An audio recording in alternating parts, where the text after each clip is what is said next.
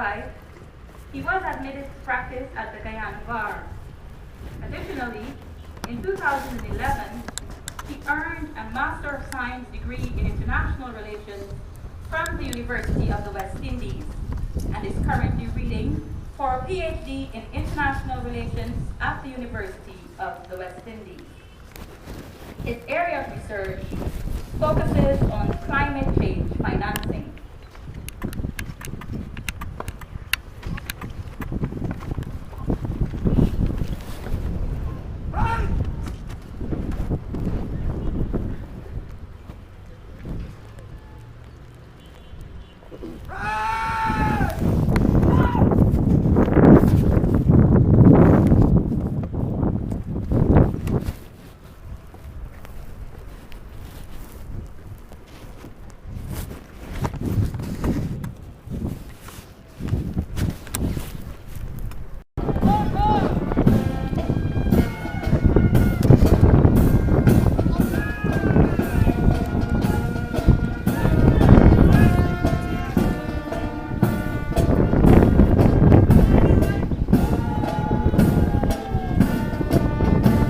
Little do Mrs. Best Sr. knew, as she cradled him in the safety of her loving arms, that those very vital characteristics would follow her son throughout his working life. Gary, the eldest of 5 children, was nurtured into a strict military-like environment where it was inappropriate to talk about hard drive or wind down low, and benefited from the very best of the family's care and attention. He no doubt was engineered to understand and appreciate the niceties of life and living. From the ever-caring thoughts and hands of a nurse, his upbringing was bolstered by an early school system which provided the foundation for a mindset in which education and training were extremely vital for the achievement of excellence. So when Gary Anthony opted to be decorated in the olive green uniform with white flashes on the 17th of March 1980, he was already formalized in discipline, that being the hallmark of a successful military officer. But the constant bombardment he endured by his friends as to why he wanted to join the Ghana Defense Force were justified, since the talk of conflict with our Western neighbor was brewing.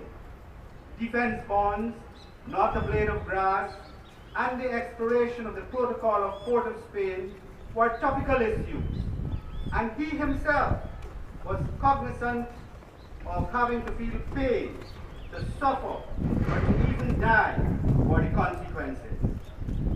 Notwithstanding, an energetic young soul with his bundle of dreams and expectations was inducted on Standard Officer Course number 9, as he and his fellow mates were led to believe that the officer cadet course conducted by the Ghana Defense Force catered for 10% debt while on training, and that the architecture of this grueling routine was young Captain Michael Ulrich Atterley.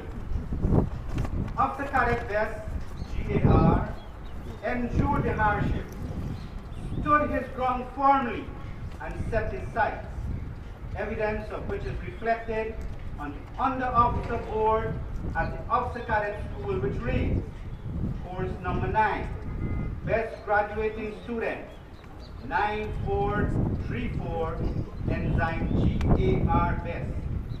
The sky was now the limit for that humble student of North Georgetown Secondary School. His training and military upbringing would have seen him leaving his boot sprint on all 5 continents of the world and having the opportunity to touch a few wonders as well. Simultaneously, inculcating a culture of hard and arduous commitment to duty and the development of an inquiring mind. His interactions with the economic giant to our south as a training navigator provided much skill to maneuver on troubled waters and created foundation lessons in dealing with complex complex issues, organizationally, nationally, and internationally.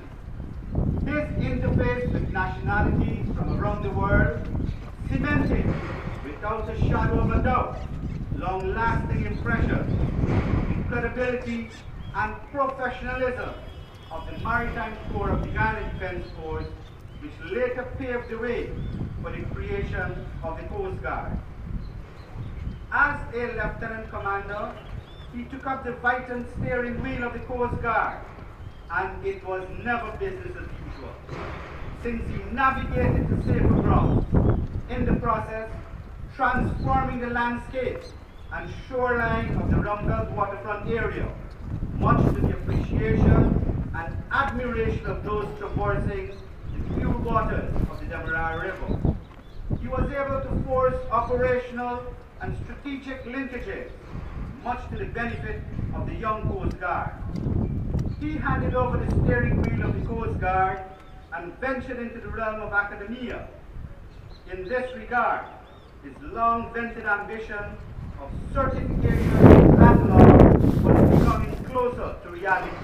And he did, as by 2005, he closed the law books, having successfully read for a bachelor's degree in law and a legal education certificate from the University of Guyana and the New Wooding Law School in Trinidad and Tobago, respectively.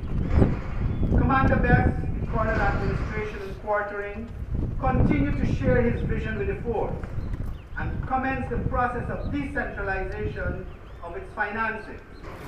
His care for others saw him providing pro bono legal services for members of the force, as well as for the poor and defenseless, through the Georgetown Legal Aid Clinic, appealing to the fundamental sacred duty of servicemen and women, that is, the protection of the weak, unarmed, and the defenseless. Then came September 2007, when history was made for the first time. Our dear land was enriched with a Commodore, and for the first time also, best graduating student on our standard officers course, in this case course number 9, was appointed Chief of Staff, occupying and commanding the highest military office of this our beautiful Guyana. The appointment of Commodore Best ushered into the Guyana Defense Force sweeping strategic and operational changes.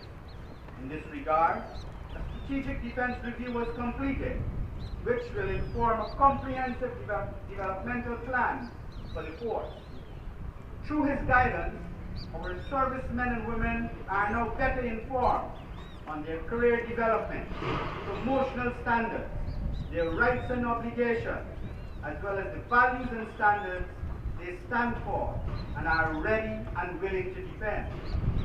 The establishment of the G5 and G6 branches, that is, civil military affairs and communications combined with information technology respectively, are evidence of his handiwork. The Research and Development Department and the Coastal Battalion were engineered through his thoughts and actions. Our Coast Guard was enriched with Coast Guard stations at Fort Island and the Pomeroon, as well as floating base in the Pomeroon River to assist maritime law enforcement.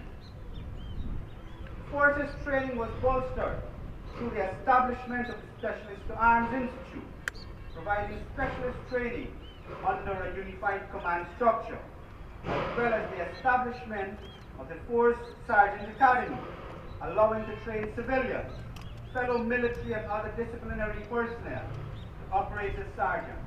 In essence, producing graduates at 3 levels: soldier, sergeants, and officers.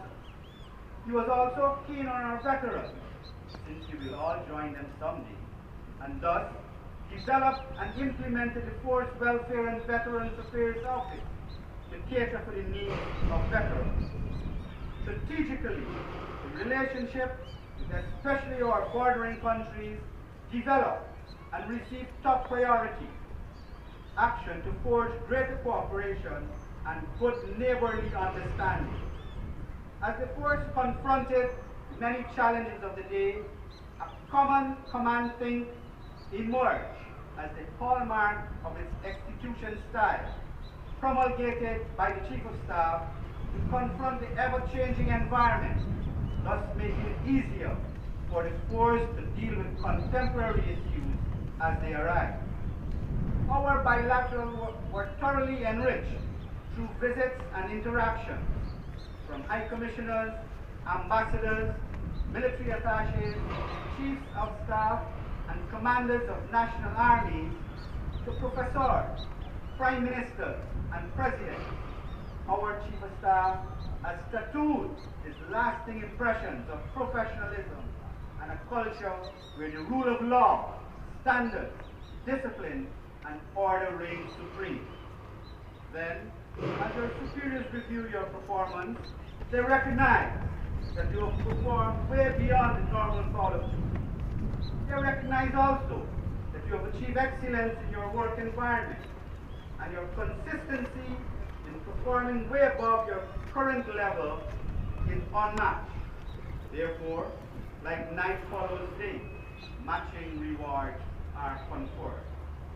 Commodore Best became Rear Admiral Best on the 19th of August 2013. The 7th Chief of Staff of the Guyana Defense Force was now the first military officer to proudly wear that particular rank and decorated the environment, much to the envy of many, at the same time being worthy of emulation by every Coast Guard officer, as well as enthusiasts out of uniform. Our Chief of Staff, Rear Admiral Gary A R, is aptly decorated with the highest national military award, the Military Service Star, as well as appropriate decorations from Brazil, Venezuela, and France for his unwavering and unconditional dedication to duty. In fact, I believe that our Chief of Staff lives his life according to, as in the words of Sir Winston Churchill, and I quote, "Death and ruin have become small things compared to the shame of defeat or failure in duty." End of quote. His fluency in Portuguese has surprised many, as on numerous occasions, Portuguese-English interpreters were politely extracted from very high-level interactions with his Brazilian counterparts. Muito bom, senhor. A sua contribuição para a segurança e defesa nacional é incomparável. The curriculum vitae of Rear Admiral Best makes excellent reading and is truly worthy of emulation. This great feat could have only been possible through the support of family and a commitment for hard work. Therefore, the efforts of Mrs. Best Sr. cannot be underscored, as well as the contribution of his siblings. Mrs. Candace Best, your noble role must be acknowledged, as I am sure will provide solace and peace at the end of a trying day with his commanders. You have been called to serve, sir. You have done so with distinction. In the process, you have done yourself, your family, the Guyana Defense Force, and ultimately the nation-state of Guyana proud. We are forever grateful for your service, as you have contributed largely to making this land of us all safer. Go peacefully, sir, as I give to you the words of Brigadier to accompany you as you contribute to serve the people of Guyana. Thank you. High Commissioners and Ambassadors, members of the Diplomatic Corps, Chief of Staff Brigadier Mark Phillips, Heads of Services, Defense Attaché to Brazil and UNISUR Brigadier Juliet Lovell and Mrs. Lovell, former Chiefs of Staff, former Director of Prisons Dale Erskine, Colonel General Staff of the Guyana Defense Force, Colonel Cameron Prasad and Mrs. Prasad, Colonel Desmond Edwards, Colonel General Staff of the Jamaica Defense Force, representing the Chief of Staff of the Jamaica Defense Force, Colonel Administration Reporting Captain Coast Guard John Flores, Inspector General Colonel George Lewis and Mrs. Lewis, commanding officers of the Guyana Defense Force, Lieutenant Colonel Archelaus Phillips, representing the Chief of Staff of the Trinidad and Tobago Defense Force. Lieutenant Colonel Brian Dunham, representing the Chief of Staff of the Antigua and Barbuda Defense Force. Senior officers in the Ghana Defense Force, special invitees, retired officers, regular and reserve officers, Senior Pastor Reverend Prophet Messiah, my daughter Fazia and Jay, my mom and Eddie, soldiers and civilians, my dear friends, including those who traveled in especially to attend my parade, friends all, members of the media, and finally and most importantly, troops on parade. It is with a sense of pride that I stand here today to address you all. It is a sweet moment for me and for my family. It has seen me through to the end with peace and tranquility. It is a sweet moment for me that I feel a sense of spiritual joy and accomplishment. And it is a sweet moment for me that I have given 33 years of service to the people of this great country. Commander-in-Chief, the state's defense and security policy is to defend national independence, preserve the country's sovereignty, preserve the country's integrity, guarantee the normal functioning of institutions, and securing of our citizens against armed aggression. It therefore means, Excellency, that the Defense Force must be subordinate to the national defense and security policy of the state, and it must owe its allegiance to the Constitution. Moreover, the Ghana Defense Force must discharge its constitutional responsibilities in such a manner as to earn the respect and confidence of the people of this great country. These are the benchmarks against which the force's success must be measured. Though not a democracy itself, the Ghana Defense Force is charged with the awesome responsibility of guaranteeing the normal functioning of Ghana's democratic institutions. To meet this responsibility, the Ghana Defense Force has crafted its vision statement in 2008, which speaks to the development of an armed force with distinct branches under the direction of the Defense Ministry having regard to parliamentary oversight. Excellency, it is clear that defense and national security as a construct go beyond the defense force. In fact, it is my view that effective defense and security can only be achieved through the interlinking of the democratic, civil, and economic organs of the state. Further, Guyana's successful development will depend significantly on creating and preserving a safe and secure environment. Therefore, from a defense perspective, it is critical that a constant and sharp eye be placed on aviation and maritime development to provide faster access for forest and remote area protection and hydrocarbon security. However, none of this will be possible without a clear interlinking of all key sectors and resources. It therefore appears to me, Your Excellency, that a re-rationalization, a reprioritization, and a reallocation of key resources to the defense and security sector is now necessary for a safe and secure environment. Our defense and security sector is key to nation building, and I refuse to believe that as a nation we are unable to take Guyana's development to its maximum, or that we are crippled by our differences. Excellency, I firmly believe that there is goodwill in and among each of us. I also firmly believe that there is a national desire for a prosperous Guyana. I hold that desire, and I hold it to be true for all of us here today. It is clear to me also that national synergy is a natural gateway towards national development. To the officer corps, I say to you that you are leaders and also followers. The Guyana Defense Force was established so you can serve it. You must serve it and serve her without fear or favor, affection or ill will. Those whom you command are your signal responsibility. Your success as leaders will not be judged by how much you earn. It will be judged by your quality of service and dedication to the Guyana Defense Force. You must always ensure that your moral compass points to fairness, justice, and compassion. A popular leader tells his troops what they want to hear, but a good leader tells his troops what they need to hear. Educate those under your command and raise their and your esteem at the same time. Let it be about your troops and never about yourselves. If not praised in the process, then so be it. It is your service that counts, not praises.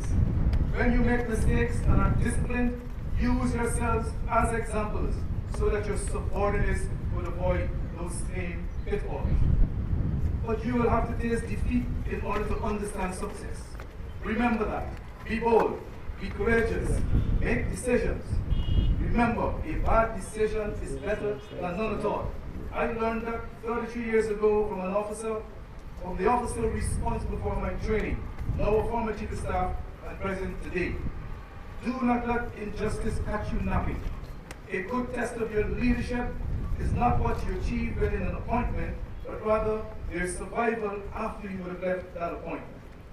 To the military and civilians of the force, I say to you that your task is simple. Conform to the values and standards of the Ghana Defense Force. Nothing more or nothing less is expected of you. You must exercise a sense of duty. You must exercise a sense of discipline. You must exercise a sense of identity. You must exercise a sense of integrity. And you must exercise a sense of loyalty. To the new Chief of Staff, Brigadier Mark Phillips, your greatest test is not where you stand in the good moments, but where you stand in times of challenge and controversy. You will have to be strong and hold your ground. You will have many testing moments. However, be inspired by your desire to lead and develop further the Guyana Defense Force. Be strong in the Lord and be faithful to your duty to lead this force. Continue to shape the new and refuse to be bound by the tenets of the old. So avoid that Acton's image of power which tends to corrupt, or absolute power that corrupts absolutely, by using your power to affect positive change in the Guyana Defense Force. Keep your family close to you, Mark. I wish you great success as you take command of the Guyana Defense Force. Friends, colleagues all, my leadership grew out of my experiences in life and the Guyana Defense Force. I defined leadership to suit my environment. I did not see it as a theory or sought answers from the volumes of literature that abound. Instead, I looked at the practical needs of my charges and I shaped my leadership to meet their needs. Has it been easy? No, it was not. Has it been joyful? Yes, it was. Will I do it again? Yes, I will. I believe that I worked to serve my officers and all the members of the force. I believe that I worked to instill a sense of morality, purpose, and professionalism in their lives. I believe that I work to provide a foundation for education, growth, and continued transformation of the Guyana Defense Force. And in the final analysis, I feel a real sense of accomplishment that I served the Guyana Defense Force and my country well enough to have been given the privilege to stand here today and speak to you all. I am ready to serve my country in new capacities as the years progress. Thank you, Guyana. Thank you, the Guyana Defense Force. Thank you, officers. Thank you, ranks. Thank you, civilian. Thanks to my wife, family, and my church, and the prayer warriors all over Guyana who kept me stable and protected. May God bless each and every one of you here today, and may God bless the Guyana Defense Force. Farewell, farewell, farewell. I thank you all.